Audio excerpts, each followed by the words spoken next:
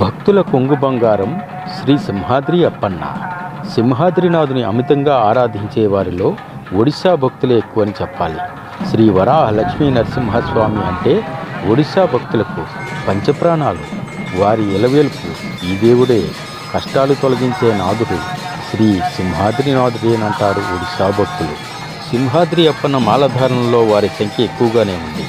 ఉత్తరాంధ్ర వాసులు 41 రోజుల దీక్షలు ఆచరిస్తుంటే వారు మాత్రం 108 రోజుల దీక్షలతో ఆకర్షిస్తున్నారు. ఒడిశా భక్తుల భక్తిభావం చూసి వైదిక వర్గాలు సంతోషిస్తున్నాయి.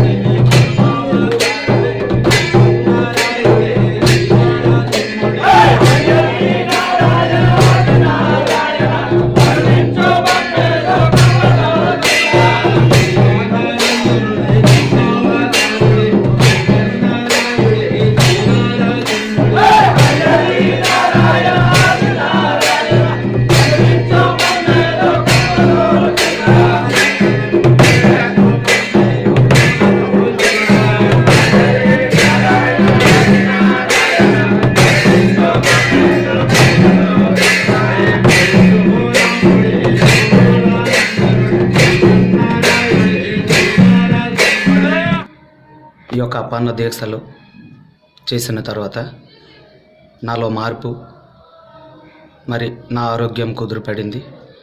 మాల వేయకముందు నా జీవితంలో 4 నెలల పాటు రాత్రి పగల్లో నిద్ర లేకుండా ఉంటుంది స్వామి. ఆ భగవంతుడు కల్పించారో దేనివల్ల అలా కలిగిందో నాకు తెలియదు. చాలా కష్టాల్లో ఉంటున్నాను, చాలా బాధల్లో ఉంటున్నాను. కొన్నిసార్లు ఇంతలో జీవితం అయిపోయిందేమో అనిపించింది. ఆ 4 నెలలు ఆ భగవంతుడికే తెలుసాలి నా కష్టము. ఎవరికి చెప్పుకునేది కాదు, ఎవరు చెప్పినా ఎవరు తీర్చేవారు కాదు.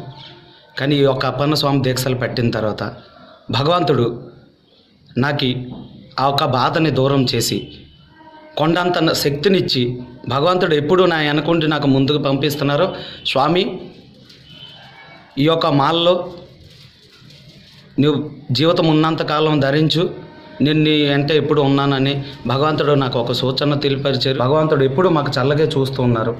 కాబట్టి ఈ జీవితం ఉన్నంతకాలం అప్పన్న స్వామి మాలలో ధరిస్తాము, అప్పన్న స్వామి మాలలో ధరించమని ప్రతి ఒక్కరిని చెప్తూ ఉంటాము. దీక్ష ఇచ్చిన 4 సంవత్సరాలు నేను మాలలు వేసి స్వామి 2017లో వేసాను మాలలో. ఇప్పటి వరకు ప్రతిరోజు అప్పన్న స్వామి అష్టోత్తర శతనామాలు మరియు మహామంత్రము జపిస్తూ ప్రతిరోజు స్వామిగారి మాలలో తీసినా మాలలో ఉండేలాగే స్వామిగారి సేవలు చేసుకుంటూ వెళ్తున్నాం స్వామి. మాల లేకముందా ఒకలాగా ఉండడం అవుతుంది, కానీ మాల వేసుకున్న తర్వాత చాలా ఆనందంగా అనుభవించడం అవుతుంది. దేవుడి సన్నిధికి వచ్చిన తర్వాత ఇక్కడ మాలలు వేసుకుని వెళ్ళిన తర్వాత అడిసకి చాలా ఆనందంగా ఉంటున్నాము. మేము అతనికి సేవిస్తున్నాము, భక్తిగా పిలుస్తున్నాము. అదే మాకు ఆనందం. మరి పిలిచాలనుకుని పిలుచుకుంది కాదు, చేయాలని చేసుకుంది కాదు. ఇది మా భక్తిగా చేస్తున్నాము. ఆ తండ్రికి సృష్టించారు కాబట్టి మేము అతని ఇక్కడ పిలుచుకుని ఆనందం పొందుతున్నాము. అంత స్నేహంగా తగులుతుంది మాకు. అంత అప్పన్న స్వామి మా ఇంటి ఇష్టదేవుడు కాబట్టి మేము అది మా ఊరు ఇప్పుడే కాదు, తాతల వరకు నాన్నల వరకు వేసుకొని అంత సేవ చేసుకుని వచ్చినారు.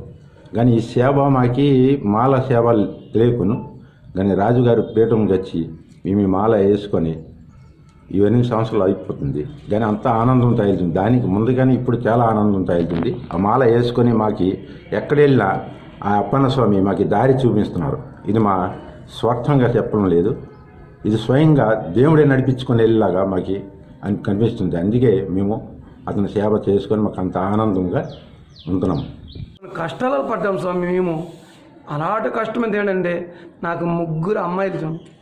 అమ్మాయిలు అయితే ఒక అమ్మాయికి పెళ్లి చేసి 5 సంవత్సరాలు సంతానం లేకుండా, అయితే 5 సంవత్సరాలు సంతానం లేకపోతే నేను ఇప్పుడు వేసి 4 సంవత్సరాలు పీఠంకి వచ్చి అప్పన్న స్వామి నా కూతురికి కానీ కుమారుడికనే ఓ పాప కానీ పుట్టిందంటది జీవితాంతకాలం నేను వేసుకొని ఉంటాను అనుకుని నేను అన్నాను.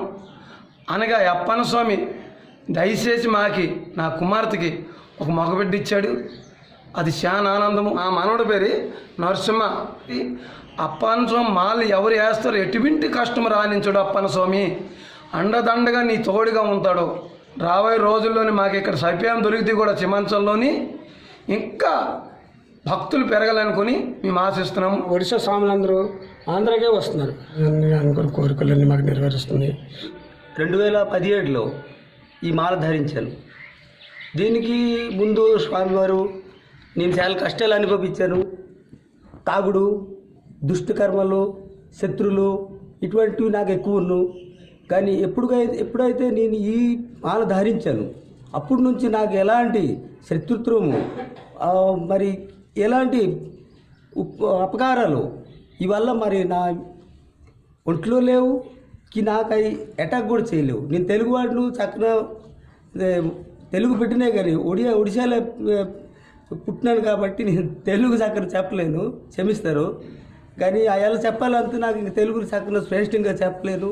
కానీ ఈ స్వామివారి వల్ల నేను కాదు కదా నా కుటుంబం ఈ రోజులే చాలా ఆనందంగా ఉన్నారు. అంతకే నాకు చాలు. డబ్బు ధనం ఇవల్ల అవసరం లేదు.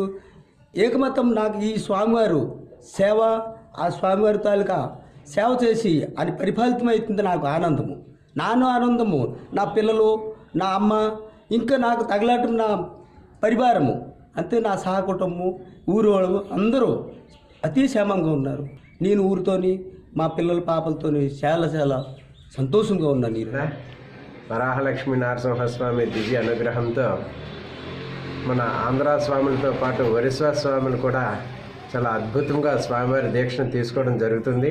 100 సార్లు దీక్షను తీసుకొని మనం చేస్తే ఎంత ఫలితాన్ని పొందుతామో మన ఒరిస్సా స్వాములు మాత్రం ఒక్కసారి చేస్తే 100 స్వాముల దీక్షలతో సమానంగా అవుతుంది.